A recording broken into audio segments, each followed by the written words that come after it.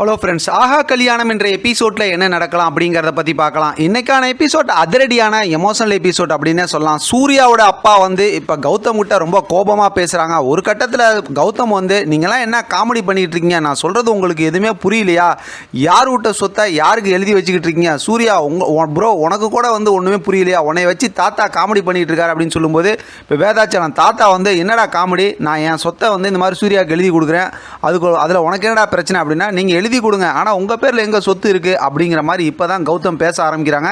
சித்ரா அப்பையும் போல் பார்த்தோம்னா அப்படியே விஷத்தை கேட்குற மாதிரி பார்வையும் அந்த மேனிலேஷன் உடம்பு ஆட்டுறதும் பேசுகிறதும் சிரிக்கிறதும் பண்ணிகிட்டு இருக்காங்க. மற்றவங்க எல்லாருமே அதிர்ச்சியில் தான் இருக்கிறாங்க.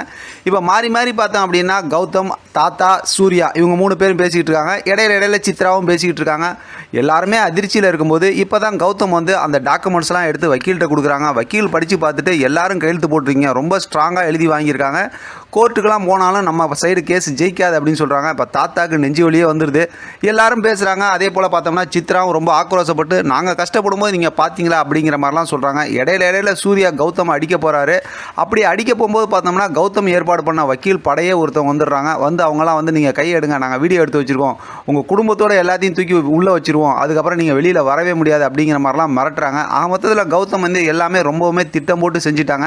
எப்படி உங்கள்கிட்டலாம் கையெழுத்து வாங்கினேன்னு சொல்லி உங்களுக்குலாம் குழப்பமாக இருக்கா அப்படின்னு சொல்லி கௌதம் கேட்டுட்டு, ஏற்கனவே ஒரு பிரச்சனை வரும்போது வீட்டுக்கு ரைடு வந்தாங்கல்ல, அப்போ அவசரத்தில் எல்லாரும் கையெழுத்து போட்டு கொடுத்தாங்க, அதில் ஏன் ஒரு ஆள் இருந்தாங்க, அந்த இதை வச்சு தான் இதெல்லாம் செஞ்சேன் அப்படிங்கிற மாதிரி கௌதமோட திட்டத்தெல்லாம் சொல்கிறாங்க. இதை அடுத்து கேட்டு எல்லாருக்குமே ரொம்ப அதிர்ச்சி ஆகுது. ஒரு கட்டத்தில் பார்த்தோம்னா தாத்தா வந்து சொல்கிறாரு, இப்போ என்ன எல்லாத்தோட அறிவாளியாக இருந்து எல்லாம் சொத்தையும் எழுதி வாங்கிட்டு அதுதானே, ஆனால் கூட்டு குடும்பத்தை நீங்கள் சிதைக்கலான்னு நினைக்கிறீங்க, ஒரு கட்டத்தில் இது அப்படியே மாறும், அந்த நேரத்தில் நீங்கள் என்ன கதறினாலும் ஒன்றும் நடக்க போகிறதில்ல அப்படின்னு சொல்லி தாத்தா சொல்கிறாரு. சித்ராவும் ஒரு பக்கத்து இந்த மாதிரி பேசிக்கிட்டு இருக்காங்க. இப்போ எல்லாரும் பார்த்துக்கிட்டு இருக்காங்க. அதோட பார்த்தா எமோஷனலாக இன்றைக்கான எபிசோட் முடிச்சிருக்காங்க. நமக்கெல்லாம் தெரியும் ப்ரொமோவில் பார்த்த மாதிரி அந்த கதையை லாஸ்ட் வரைக்கும் கொண்டு போயிடுவாங்க, அடுத்த 2 நாளைக்கும் கொண்டு போயிடுவாங்கன்னு நினைக்கிறேன். இப்போ வீட்டில் இருக்கவங்க எல்லாருமே இதுக்கப்புறம் இவங்க பேசி இந்த மாதிரிலாம் அவமானப்படுத்தினதுக்கப்புறம் எப்படி இவங்க இருப்பாங்க, எல்லாரும் வீட்டை விட்டு கிளம்புறாங்க அப்படிங்கிறத நம்ம ப்ரொமோவில் பார்த்தோம். ஆனால் அடுத்து எங்கே போகிறாங்க அப்படிங்கிறது தான் செம பெரிய ட்விஸ்ட்டு.